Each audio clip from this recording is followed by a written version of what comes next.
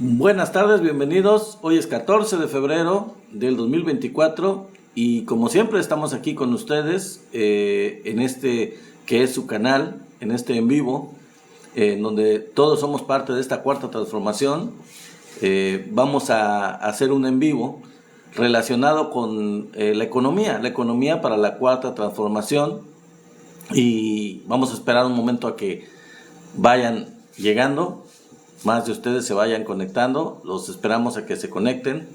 Y como les digo, es muy interesante el tema de hoy, creo yo, porque sobre todo para los jóvenes es válido hacer una comparación entre lo que ha sido el desarrollo económico, ya les voy a explicar por qué, de este gobierno en comparación a los resultados obtenidos en economía en gobiernos anteriores. Eso es algo muy importante porque marca una diferencia significativa en cuanto a los resultados de uno y otro modelo, del modelo neoliberal y del modelo de la cuarta transformación. Entonces vamos a hablar de ese tema, vamos a dar algunos datos que son muy ilustrativos de estas diferencias tan grandes y que si uno es crítico, si uno es analítico, digamos, pues dan muy buenas bases para tener una preferencia clara hacia la opción que representa la continuidad de la cuarta transformación. Entonces vamos a esperar un momento a que se vayan incorporando más de ustedes. Les doy la más cordial bienvenida, como siempre, buenas tardes. Nicolás Landero, Xochitl Barrera, bienvenida. Beto, bienvenido. Francisco, hola, ¿cómo están? Buenas tardes. Espero que estén todos bien en cualquier lugar donde me estén escuchando. Leticia, ya sea en México, en algún estado de la República o fuera del país, en Estados Unidos o en algún otro país, les doy la bienvenida. Espero que les guste esta información y que les sirva. Pues aunque ya tengan muchos de ustedes, la mayoría que sigue este canal, muy clara la decisión de votar por la cuarta transformación, porque es la mejor opción, porque es la opción realmente única dentro de las dos que existen. Fundamentalmente es para tener más bases precisamente de los resultados tan adecuados, tan positivos de este gobierno en comparación, como dije, a gobiernos anteriores. Entonces vamos a hablar un poco sobre esto, sobre estos temas económicos en un momento que ya se incluyan más de ustedes. Ana Benítez, bienvenida. Nicolás Landero, Marcelino Álvarez, David, ¿cómo están? Fidel Santillana, Emilia Aguilera, bienvenido. B, Ofegón, Pecas, váyanse incorporando y vayan poniéndose cómodos porque esta información va a ser muy útil. Les digo sobre todo, hola Redipay Fantastic, espero que me acompañes aquí y te invito como siempre, te doy las gracias por ser la moderadora de este chat. Entonces, bienvenidos, gracias por sus likes, a todos los que me los dan, se los agradezco mucho y pues sí, gracias a ti Redipay. Y si quieren y si les gusta y si están de acuerdo con ofrecerme algún regalito, pues los agradecemos mucho también. Muchísimas gracias por todo ello. Entonces vamos a dar un momento para, ya nada más falta un minutito, espero que se hayan conectado. La mayoría, ya saben que este día son los en vivo a las 6 de la tarde, me da muchísimo gusto tenerlos aquí y bueno, pues les digo que es interesante el tema, es muy interesante. No he hablado de los en vivo del tema, pero me parece que es fundamental dar bases, digamos, más profundas de los resultados comparativos de lo que es este gobierno de Andrés Manuel López Obrador con gobiernos previos, para saber realmente cuál es la opción mejor para tomar la decisión en el mes de junio de este año para votar. Y yo sé que ya la mayoría tienen decidido aquí en este canal, pero aún cuando ya lo tengan decidido, pues qué mejor que tener información más detallada para darse cuenta de de los resultados, de los grandes resultados que se han obtenido. Bueno, pues bienvenidos todos, bienvenidos por ahí los últimos que se han estado incorporando y los que se sigan conectando, pues muy bienvenidos nuevamente, les digo. Vamos a empezar diciendo, antes que nada, que normalmente a nivel mundial los gobiernos de izquierda siempre han sido catalogados por la derecha como gobiernos, y lo son, calificados así como populistas, como derrochadores, que gastan más de lo que tienen, que se endeudan y que hacen mal uso de los recursos porque exageran dando apoyos sociales que no tienen cómo mantener, que no tienen cómo cubrir con los impuestos y con el gasto público que existe. ¿Sí? Entonces, esa es la leyenda urbana, eso es lo que ha sido la lucha ideológica entre la derecha e izquierda en los últimos años, y eso ha sido uno de los fundamentos de los gobiernos neoliberales para atacar y para criticar a la izquierda de que no da buenos resultados. Sin embargo, el modelo mexicano, y así le voy a llamar, el modelo mexicano de humanismo mexicano del presidente Andrés Manuel López Obrador, se ha salido un tanto de este prejuicio neoliberal contra la izquierda. ¿Por qué se ha salido de esto? Porque en su propio fuerte, digamos, en la economía que se supone que es el fuerte de los neoliberales, es decir, mantener una inflación controlada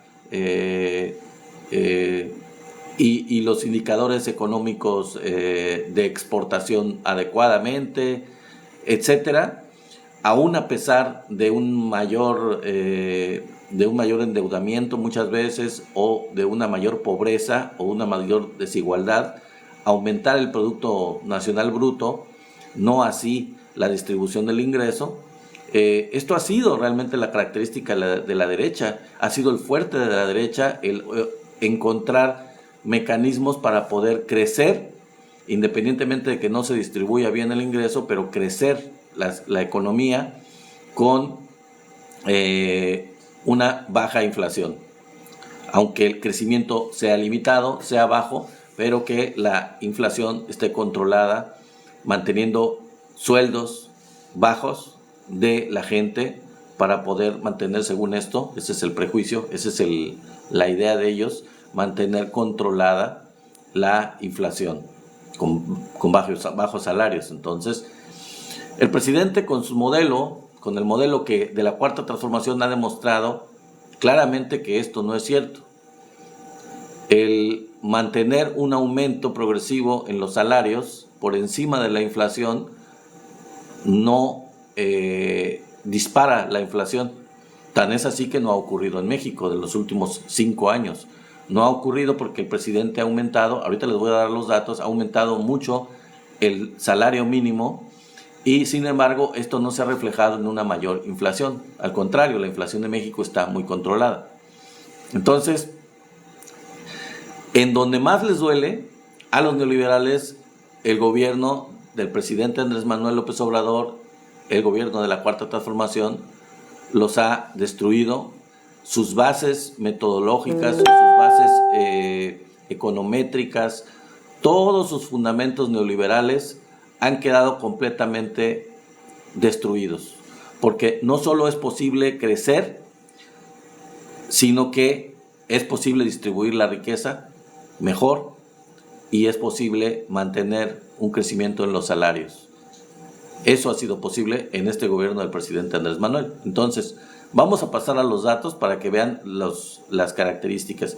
Primero vamos a dar unos datos generales y después nos vamos a hacer una comparación con gobiernos anteriores. El presidente Andrés Manuel López Obrador, con este gobierno, bajó la pobreza de manera histórica.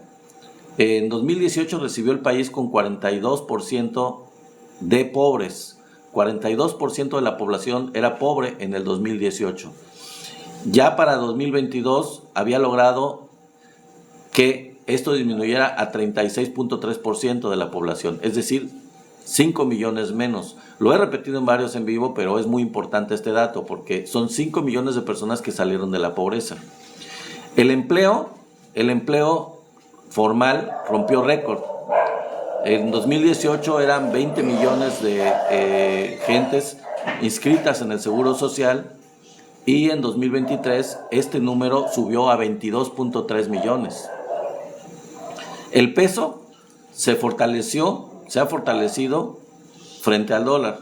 Por ejemplo, en 2018 eran 20.3 pesos por dólar, como recibió el gobierno de México actual, la economía del país, así lo recibió con 20.3 pesos por dólar, y actualmente, al finalizar el 2023 e iniciar el 2024, ya el dólar vale 17.2%, de 20 a 17 pesos por dólar, bajó.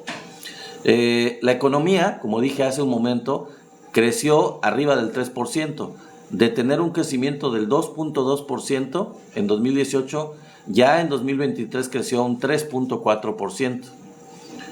El salario, como les había dicho hace un momento, aumentó como nunca. De un salario mínimo que recibió el presidente de 88 pesos diarios en 2018, en 2023 lo dejó en 207 pesos diarios.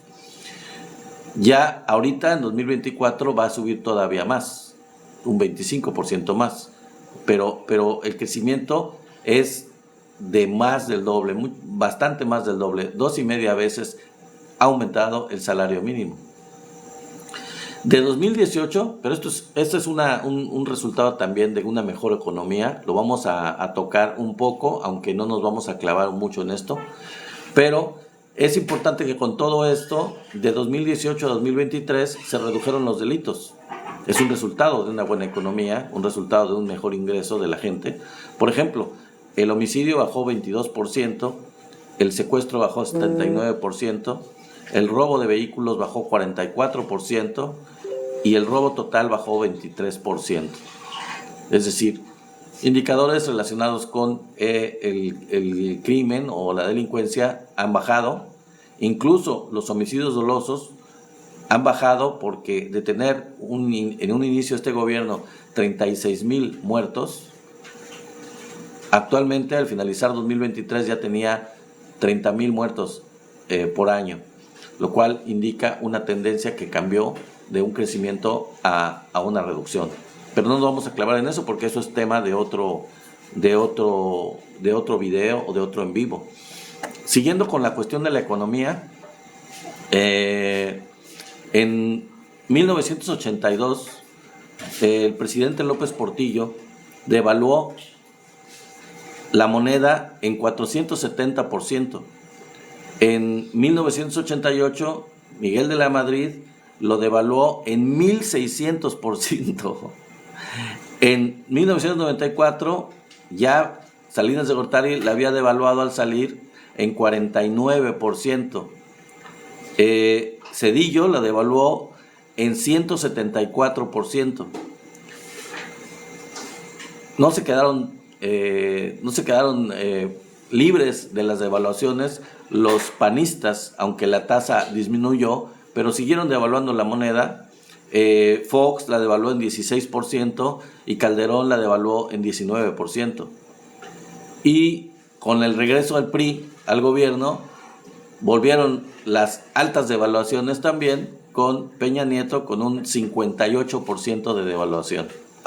Y el presidente Andrés Manuel, por primera vez en todos estos sexenios, que son 1, 2, 3, 4, 5, 6, 7 sexenios, fíjense, por primera vez después de 7 sexenios, quizás más, porque no están los datos de Luis Echeverría, que también tuvo una devaluación muy fuerte, el presidente Andrés Manuel no solo no devaluó la moneda, sino que la fortaleció en 12%. Es decir, como ya lo dije hace un momento, creo, lo mencioné, hubo una revaluación de la moneda, ganó frente al dólar, y de costar 20 pesos al inicio del gobierno, ahora cuesta solo 17 pesos por dólar. Entonces la moneda se fortaleció, que esa es una característica también muy importante y que es única, porque les digo, en 7 sexenios no es poca cosa. De hecho es bastante significativo este avance en la economía. Pasando a otro tema, en cuanto a diferentes países del mundo, el peso es una de las monedas que tienen más, que más ha resistido su paridad frente al dólar. Por ejemplo, la variación que ha tenido el peso respecto al dólar ha sido un 5.37% de variación en el año, en cada año. Y esto solamente, eso lo pone en primer lugar a nivel mundial en cuanto a la relación del precio del peso contra el dólar. Solamente comparados, pero por debajo de México, está Brasil con 5.09%, Perú con 4.9% y Rusia con 3.3%, que se ha reevaluado esta moneda frente al dólar. Entonces, esa es otra cosa. Hay muchas monedas que se han devaluado. Está el euro, está el dólar canadiense, está el yuan chino, en fin, hay muchas monedas, la libra esterlina, el yen japonés, que se han devaluado frente al dólar en diferentes magnitudes, desde 1% en el caso del franco suizo hasta el 40% la lira turca, pero en realidad la mayor parte de las economías han caído a partir de la crisis del COVID y a partir de la guerra de Ucrania y Rusia. Sin embargo, México no solo no ha caído, sino que se ha recuperado y tiene una buena tendencia frente al del precio frente al dólar, que esa es otra característica importante.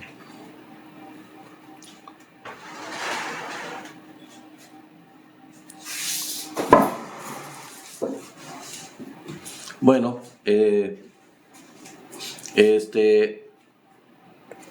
México también se sitúa en el 6º lugar dentro de la Organización de Países, la OCDE. México se ocupa el 6º lugar con mejor evolución económica en el 2022. Solamente superado por 5 países, México ocupa ya el 6º lugar en cuanto a su desempeño y en su evolución económica, lo cual es también digno de mencionarse en comparación con otros países, con muchos países. La mayor parte de los países han caído en crisis de deuda externa y en devaluaciones, como les acabo de mencionar. Son pocos los países que han tenido una característica diferente, que en este caso han tenido buena relación económica frente al dólar y han tenido un crecimiento de las economías. Entonces, eso es una característica importante.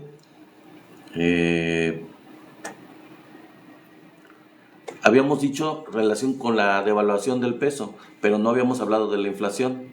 También en el punto de la inflación es una cosa muy importante lo que ha cambiado, y aquí tenemos datos desde Luis Echeverría hasta Calderón. No tengo el dato aquí, no lo voy a mostrar porque no lo tengo de Peña Nieto. Sin embargo, la inflación también fue muy alta.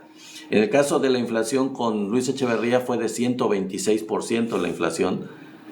Con López Portillo fue 417%.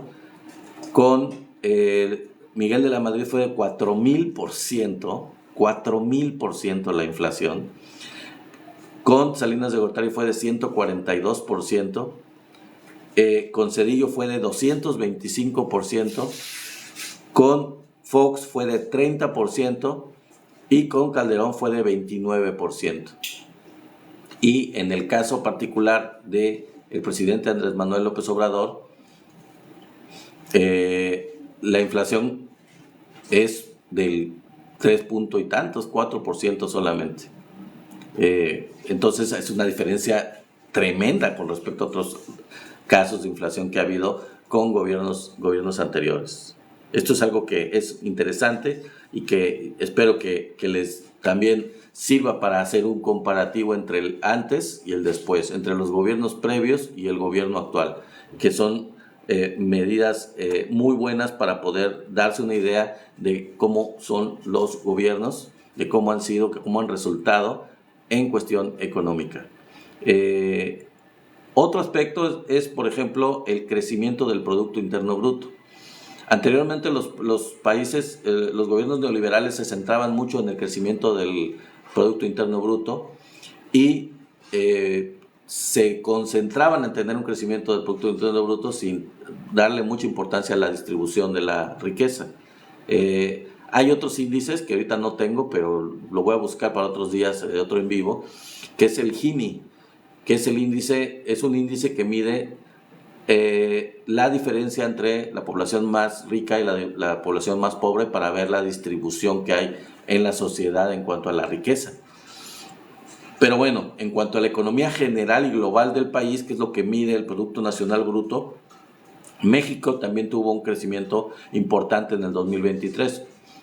Solamente detrás de la India, que creció 6.3%, China, que creció el 5%, fíjense, las dos grandísimas economías, gigantescas economías que son India en primer lugar y China en segundo lugar. Y México en tercer lugar con 3.2%, seguido cerca por Brasil con 3.1%. Esos han sido los primeros lugares en cuanto al crecimiento del Producto Interno Bruto. Hubo países que no solo no crecieron, como el Reino Unido, sino que redujeron su crecimiento. El Reino Unido se redujo en 0.5%, Italia en 0.7%, Alemania en 0.5%, y hubo países que crecieron en una menor medida que México. Por ejemplo, Estados Unidos el 2.1%, Rusia el 2.2%, España el 2.5%, etc. Para que vean que México es punta de lanza en cuestión económica con un gobierno de izquierda, un gobierno con el nuevo modelo mexicano de la Cuarta Transformación. Entonces, les decía yo, insistiendo, en cuanto a los demás países del mundo, una comparación con otros países, la moneda mexicana frente al dólar tuvo un avance del 12.8%, cambiando, como les dije, de 20 pesos a 17 pesos por dólar. Este fue el primer lugar en el mundo, el de México. Es la moneda mejor apreciada frente al dólar, solamente seguida en segundo lugar por Brasil con un 8.2% de devaluación de la moneda brasileña frente al dólar, el Reino Unido con 5.2%, el euro con 3.1%, etcétera. Realmente la situación de...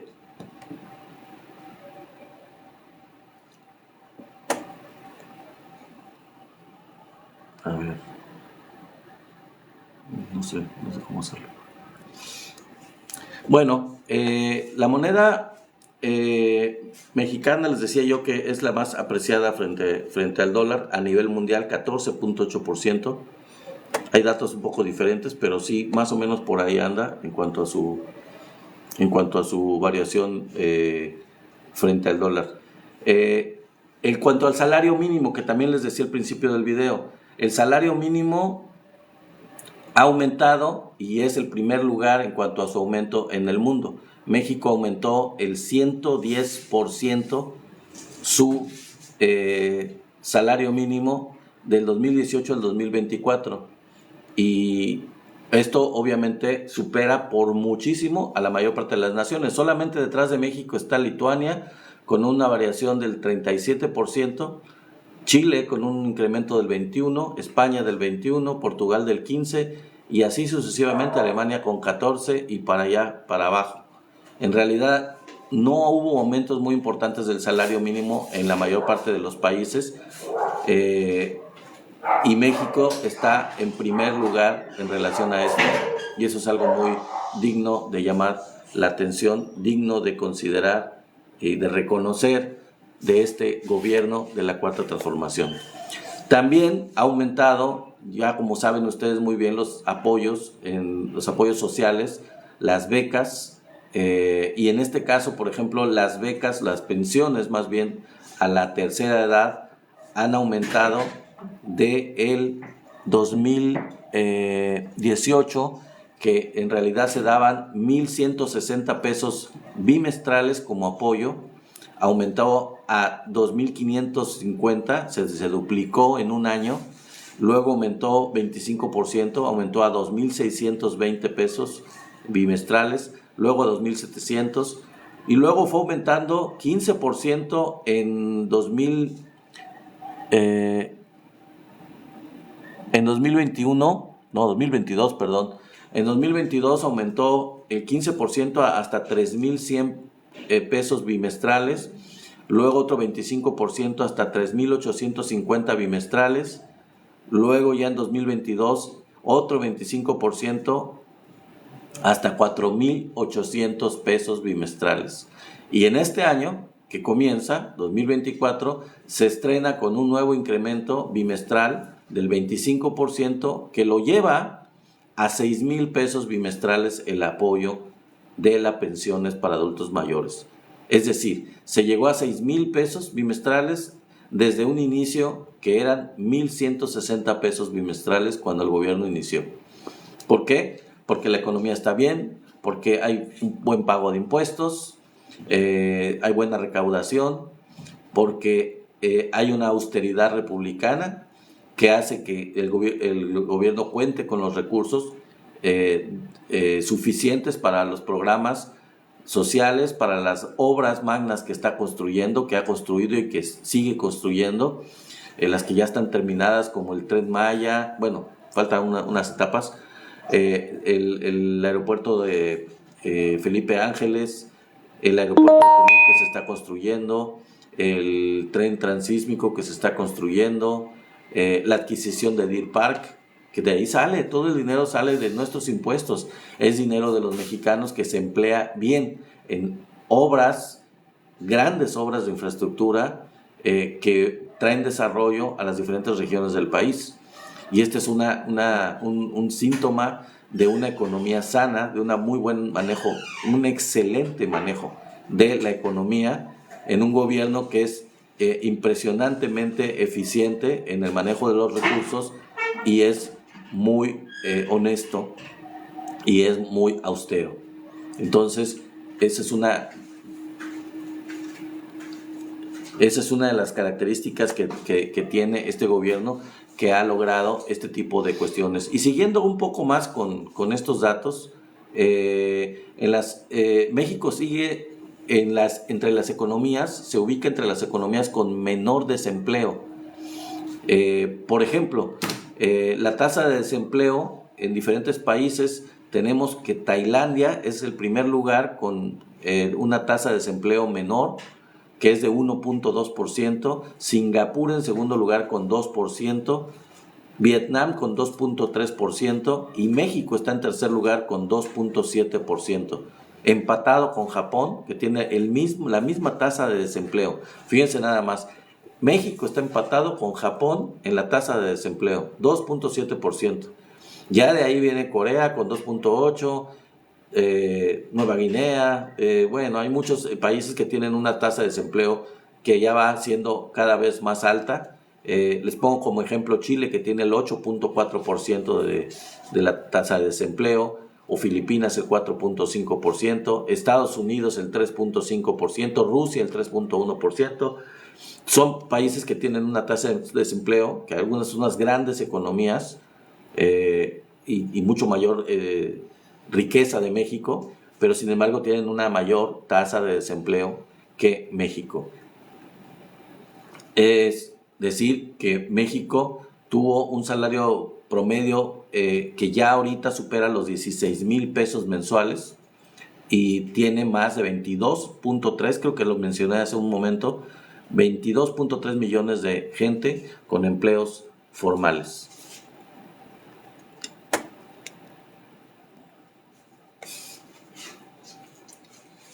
Haciendo unos cambios aquí a la pantalla que estaba un poquito mal, pero bueno. Entonces, amigos, esta es la situación. Sigue creciendo también, por ejemplo, las reservas internacionales de México. Las reservas internacionales, por ejemplo, está México en segundo lugar con 205,623 millones de dólares, y solamente superado por Brasil, que tiene 340,000 millones de dólares en sus reservas internacionales. Es la segunda reserva más grande de la región de las Américas. En este caso, todos los demás países de Latinoamérica pues están bastante por debajo, excepto, les digo, Brasil. México tiene una gran reserva y aumentó, como les dije, un 15.5% con respecto al año en que se recibió este gobierno, en el 2018. O sea, esto habla de un manejo muy adecuado de la economía, porque aparte de todo lo que ya les estuve mencionando, que ha sido crecimiento, que ha sido distribución del ingreso, que ha habido más proyectos que se concluyen, que son grandes obras, que cuestan mucho dinero, pero que hay dinero para ellas, hay más empleo, hay una buena cotización del peso frente al dólar, todas estas cuestiones que son muy buenas. Aparte de eso, no hay deuda. Es decir, sí hay deuda, pues, pero no hay nueva deuda contraída. A diferencia de muchos países que han contraído deuda externa, México no ha contraído nueva deuda externa. Y no solo eso, sino que incluso, como les acabo de decir, ha aumentado sus reservas internacionales. Es decir, la riqueza de México, o el dinero de México en sus reservas, está creciendo. Eso significa que hay un muy buen manejo de la economía. Incluso se ha llegado a reacondicionar o reactivar el pago de la deuda externa que se tiene adquirida, para tener mejores condiciones de pago, bajando los intereses y teniendo mejores condiciones para este pago de la deuda externa con el que se tiene. En fin, estos son algunos datos de la economía, y es muy importante destacarlos porque muchos países, sobre todo gobiernos extranjeros que se caracterizan por ser neoliberales, como lo dije en un principio, habían mantenido el supuesto de que los países no pueden crecer si no tienen un ingreso mayor de las grandes empresas, si no se privilegia a los grandes empresarios y si no se hacen que los países tengan unos sueldos muy bajos para poder atraer capitales extranjeros. Por muchos años los gobiernos de México estuvieron promoviendo la inversión extranjera, entre comillas, entregándoles las empresas, privatizando empresas y atrayendo los capitales extranjeros con sueldos bajos, para que trajeran empresas, para que trajeran industrias, pero atrayéndolos con sueldos bajos de los mexicanos, de los trabajadores mexicanos. Y pues de esto no se trata. El supuesto que tenían los neoliberales era ese, que es imposible que exista un crecimiento de la economía si no se tiene un control de la inflación a través de bajos salarios. Ya el presidente demostró que se puede perfectamente bien tener un buen crecimiento de la economía, e incluso con mejor distribución del ingreso, y que eso no se refleja necesariamente en un aumento en la inflación. Ha mantenido buenos niveles de inflación. El precio de la gasolina se ha mantenido estable desde que empezó el gobierno y sigue en los mismos niveles, y eso es algo que es cíclico en toda la economía. El precio de las gasolinas impacta en toda la cadena productiva, impacta en todo el mercado, impacta en toda la economía, y como no ha habido aumentos en ese, pues tampoco existen grandes aumentos en la inflación. Y todo esto a pesar de la guerra de Ucrania y Rusia, a pesar de la pandemia, se han logrado estos niveles de bienestar, estos niveles de desarrollo económico que ya les estuve mencionando y que son muy buenos, sobre todo considerando que se tuvo estos problemas. Yo me pregunto, ¿qué hubiera pasado si no hubiera habido la guerra que existe todavía entre Rusia y Ucrania, con todo este problema que ha habido de la comercialización de muchos productos? Es una crisis económica mundial hasta cierto punto, y si no hubiera habido esta crisis sanitaria del COVID-19. Sin eso, ¿cómo estaríamos con el manejo de la economía tan eficiente que ha llevado este gobierno? Yo me pregunto. Es increíble la situación en la que estaríamos. A lo mejor el crecimiento, en lugar de ser del 3.4%, estaríamos hablando de crecimientos del 5, del 7% anual.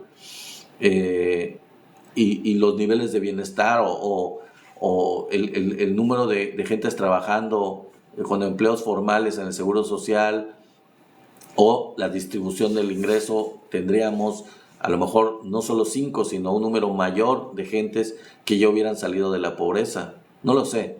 Eso es algo que lo dejamos al aire porque pues ya no es la realidad. La realidad es que este gobierno enfrentó crisis y supo solventarlas y supo salir de ellas avante, e incluso en mejores condiciones que la mayor parte de los países del mundo, como ya se los dije con los indicadores que les acabo de mencionar, superando prácticamente a todos los países en cuanto al manejo de la economía. Y entonces la clave es esa, la clave es austeridad en el gobierno, que se paguen los impuestos, que no se condonen impuestos en los grandes empresarios, las transnacionales, las grandes empresas, sino que ellos también paguen los impuestos, y con esos dos factores se logra capitalizar un gran, y con una buena administración de los recursos, por supuesto, y honestidad, se logra una buena obtención de recursos por parte del gobierno para poder distribuirlos de manera equitativa, de manera justa, en donde más se necesitan. Y también se demuestra, a diferencia de lo que creen los neoliberales, que la riqueza no gotea de arriba hacia abajo, sino que la riqueza se va generando al mantener economías de base, economías que crecen desde la base social, que se impulsan desde la base social, desde los más pobres, desde la gente más humilde, dándoles opciones de trabajo, dándoles opciones de producción, dándoles opciones de estudio, para que puedan salir adelante, y al salir adelante con las becas para los estudiantes, con los apoyos a los adultos, a los adultos mayores, a las gente con alguna discapacidad, todo eso genera ingresos en estas personas, en todos estos millones de mexicanos. ¿Y qué pasa con eso? Pues que el dinero que reciben, que les da más posibilidad de compra, y estas posibilidades de compra que les da los hace que la economía fluya, que la economía camine, que mejore, y esto también le termina beneficiando a las empresas, porque los mexicanos compran más, tienen más dinero para comprar, y entonces mejora la economía. Entonces mejora desde abajo, y esa es la base, es la solución de todo. La economía, si se impulsa desde abajo, al final de cuentas se refleja hasta arriba, y no al revés, como era la máxima neoliberal de que al impulsar a los de arriba, eso iba a gotear hacia abajo. Por eso el presidente, cuando la crisis del COVID, a diferencia de otros países como Estados Unidos, no estuvo de acuerdo con rescatar a los grandes empresarios con apoyos del gobierno, con la idea de que eso se iba a reflejar hacia abajo en la economía de esos países. Eso no funciona.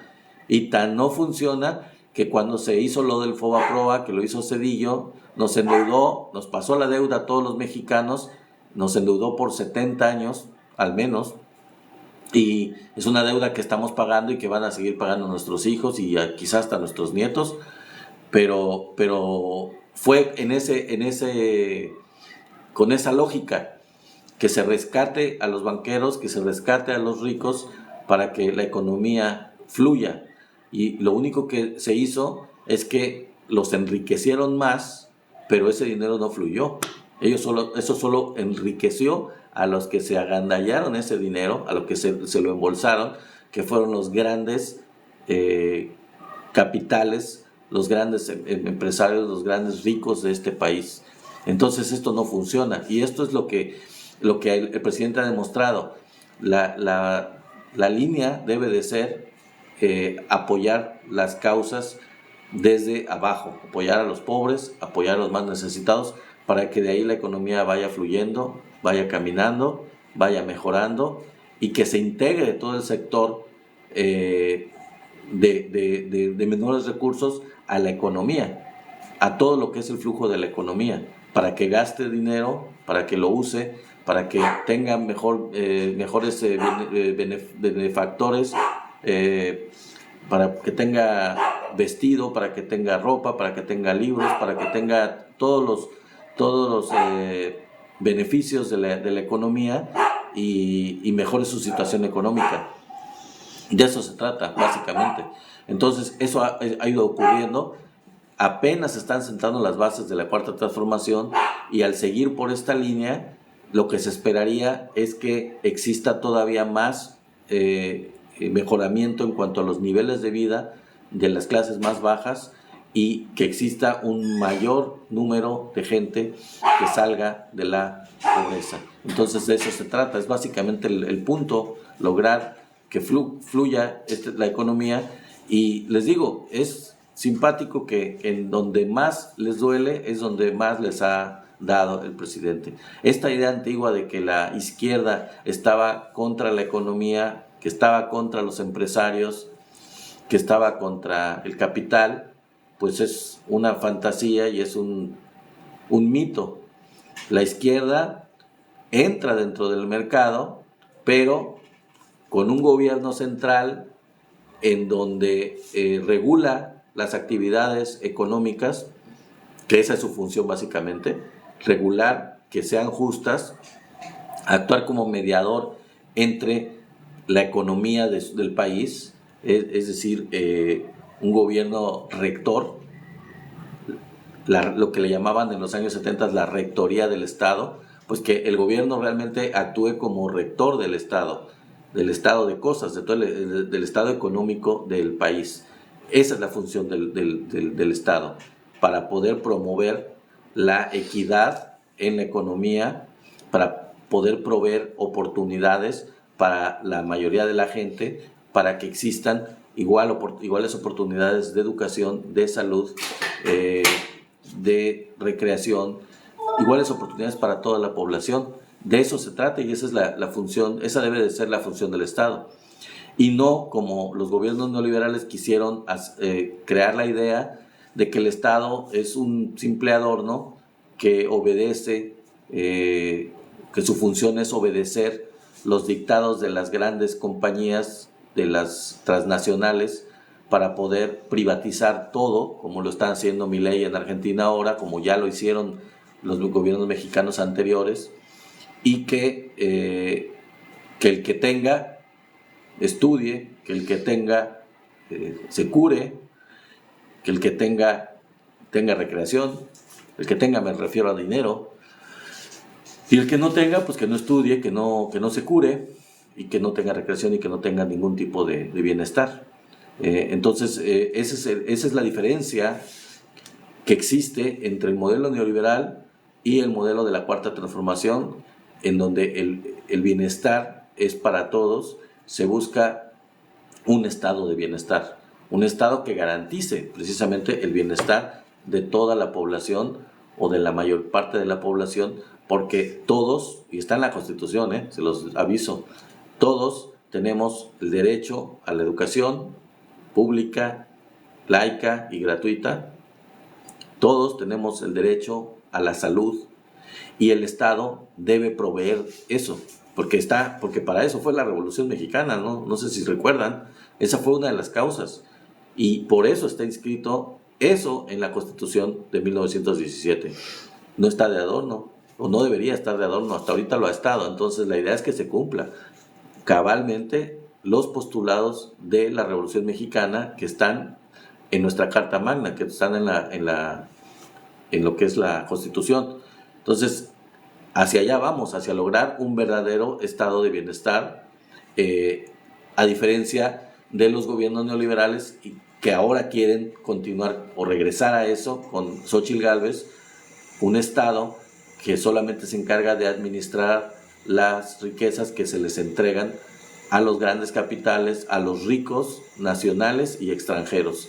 Un Estado que se encarga de privatizar todos los bienes públicos para beneficio igual otra vez de los capitales, tanto nacionales como extranjeros, y que solamente es un observador y que la economía se deja al libre arbitrio, al libre mercado y al sálvese quien pueda o a la ley del más fuerte. Esa es básicamente la teoría neoliberal. La ley del más fuerte, que la economía se autorregule supuestamente, en donde el más fuerte aplasta al débil, o como en un juego de monopolio, el más fuerte compra al chico, el más grande compra al chico, y así sucesivamente se van creando monopolios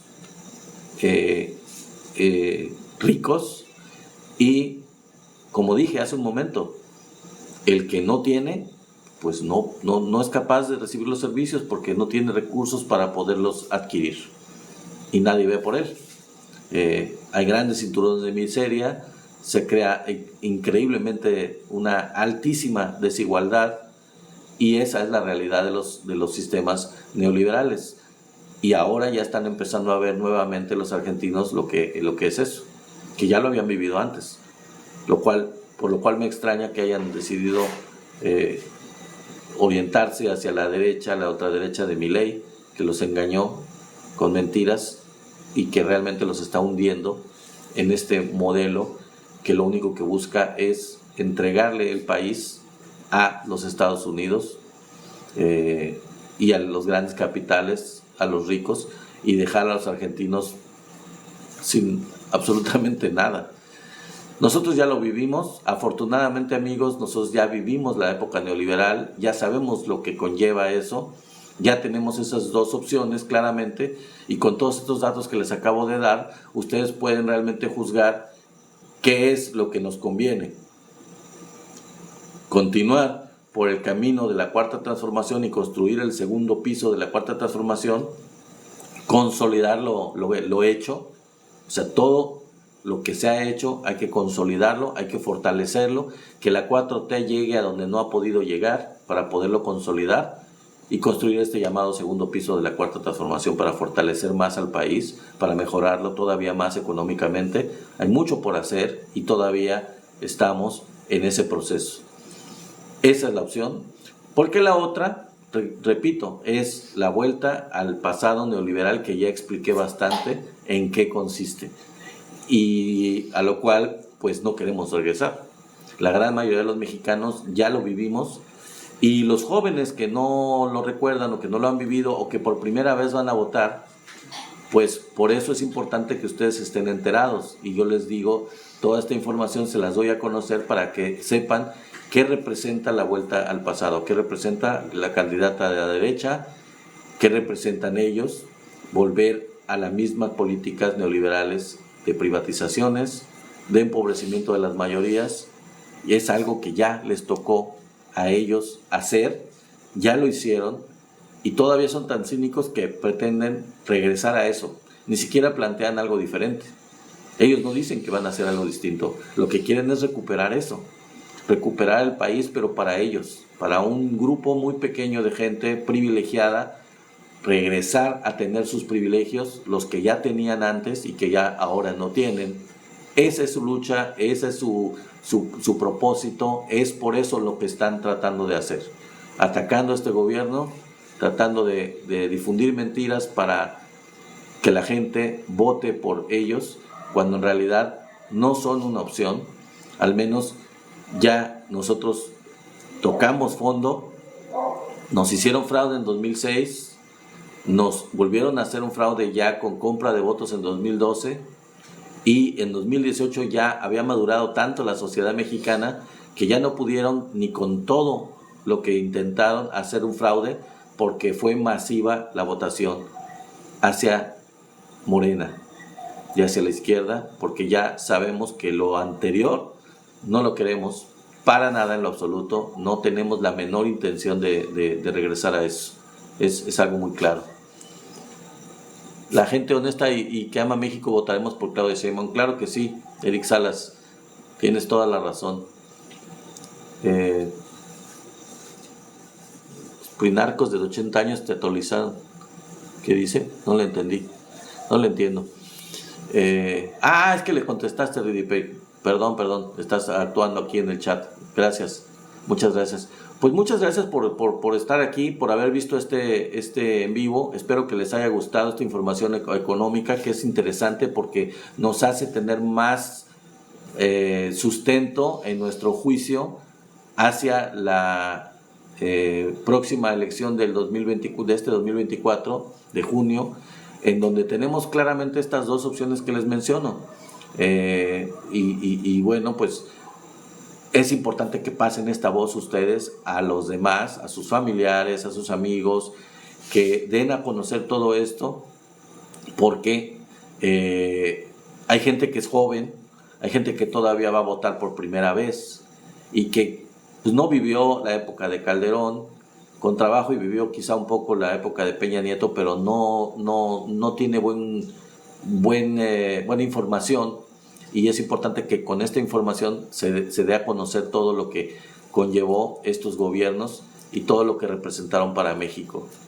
La pérdida de valores, la pérdida de la economía, el empobrecimiento, la violencia, todo lo que ellos generaron y que ahora estamos en el proceso de recuperarlo. Se está recuperando el país, bastante se ha recuperado, para hacer solamente 5 años, menos de 6 años, bastante se ha logrado, ya lo dije en varios de los en vivo anteriores, y en este específicamente en materia económica, es bastante lo que se ha logrado. Sin embargo, pues no es suficiente, nunca será suficiente, todavía hay mucho por hacer, y lo único que tenemos que hacer es ir en junio de 2024 a manifestarlo con nuestro voto para poderle dar carro completo a Morena, para poder lograr que tengamos mayoría calificada en el Congreso de la Unión y podamos garantizar que se logren los cambios constitucionales que permitan llegar a la Suprema Corte de Justicia, llegar a todos los organismos autónomos, llegar a donde no ha podido llegar, a todos estos cambios que son los 20 que ha propuesto el presidente. Ya Claudia Sheinbaum dijo que estos 20 puntos que se van a llevar como parte de la campaña, se van a mencionar y se van a llevar como parte de su propia campaña a la presidencia, y ya son la línea de acción, ya son la línea que hay que seguir y que va a seguir Morena en la lucha por el próximo sexenio.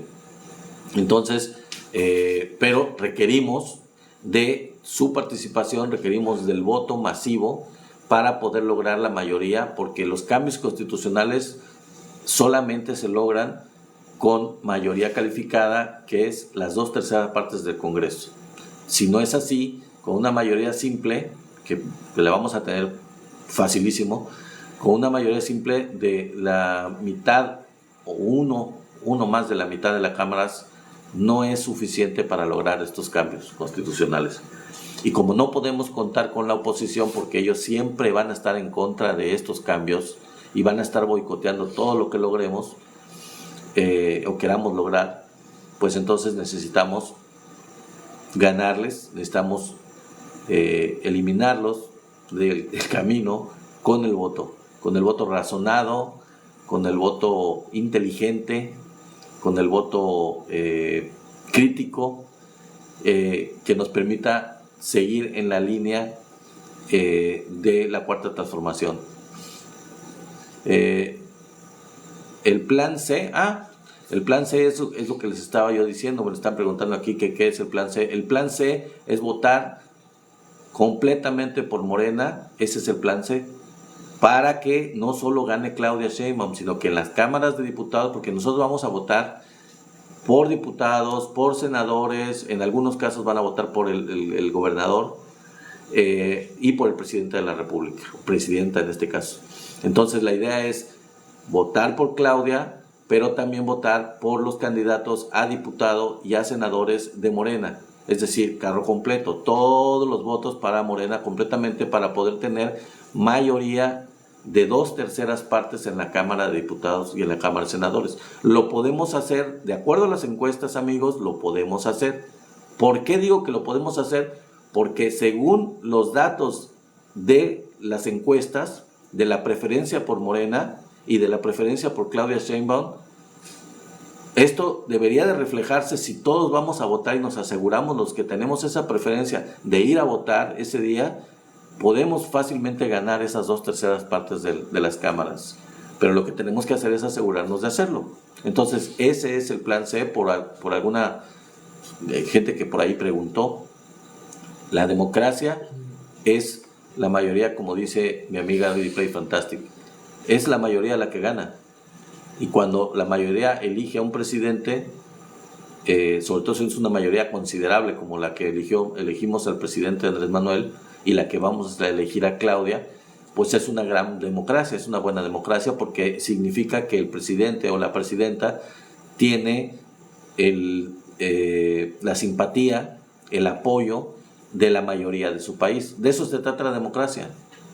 La democracia no se trata de un presidente el que voten solamente los que fueron a votar y los demás se quedaron en su casa sin hacer nada y no les importa, y que ese presidente, aun cuando votaron pocos por él y la mayoría no les importa, gobierne.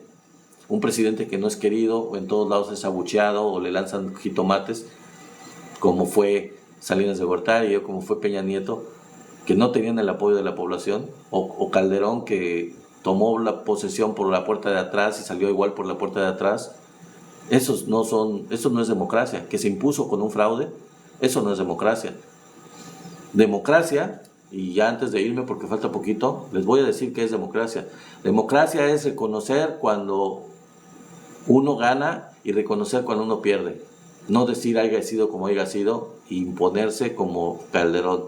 Democracia es lo que hizo Manuel J. Cloutier, candidato del PAN en el 88, que siendo candidato del PAN y perdiendo en la votación, se puso en huelga de hambre y apoyó a Cuauhtémoc Cárdenas para que se contara voto por voto y para que se hiciera una limpieza de esa elección. Él no tenía nada que ganar, él había perdido. Él no estaba luchando por él estaba luchando por la democracia. Y la democracia es que la mayoría elige, y si la mayoría había elegido a Cuauhtémoc Cárdenas en esa elección, pues entonces se tenía que respetar el resultado de esa elección. Y eso es lo que luchó, por lo que luchó Manuel J. Cloutier. Y por lo que mucha gente creemos que lo mataron, que los del PAN se deshicieron de él porque les estorbaba para su acuerdo y su matrimonio con el PAN. Digo, con el PRI, el PAN con el PRI. Para el matrimonio que hicieron el PAN y el PRI, precisamente desde entonces, porque Cloutier no estaba de acuerdo con eso. Entonces, les estorbó. Y fue el último panista que luchó por la democracia desde mi punto de vista. Fue el último. En fin, pues esto ha sido todo. Espero que les doy muchas gracias a mis moderadores, a Kira y a Ridipay. Fantástico, muchísimas gracias por estar aquí, por estar en el chat. Muchísimas gracias a todos por sus regalos, a todos por sus likes. Y bueno, pues estamos por seguir con estos temas. Ya veremos qué vamos a comentar mañana en el en vivo de mañana. Les doy las más calurosas gracias. Y bueno, espero que tengan una maravillosa noche. Nos vemos pronto. Bye bye.